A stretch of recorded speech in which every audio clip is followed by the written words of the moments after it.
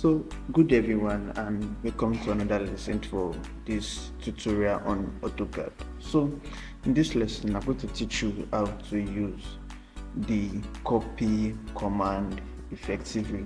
So let's take out some geometry or some objects. Let's say we have a rectangle, then we also have, let's say, a circle.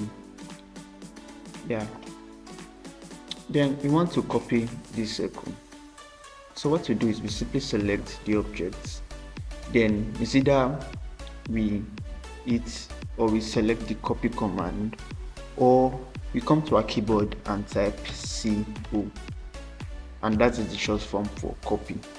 So copy, then we can select this object from this midpoint and we can place it anywhere. As you can see, the copy command is still active. So, and the copy command will remain active until we are done using it. As you can see, it's still active on on the workspace.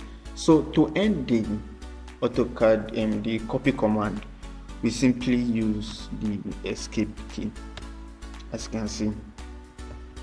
So another thing we can use the copy command for is we can copy an object or an item in the direction of a specific length.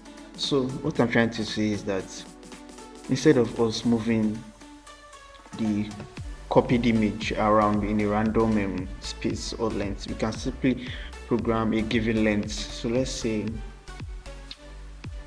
let's copy this circle. So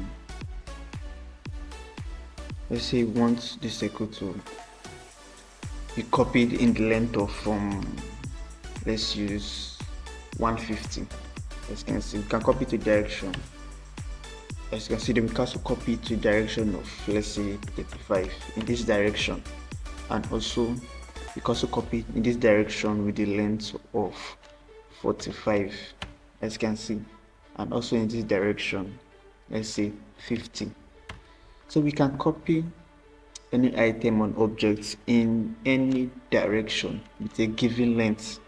So that is it for the copy command. So one more thing, another use for the copy command is we can also use it to array. So what we do is, let me draw out a circle, then let's copy,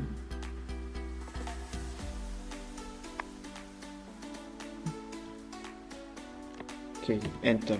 Then if notice, after selecting the base point, we are going to see this option at the bottom, which is array.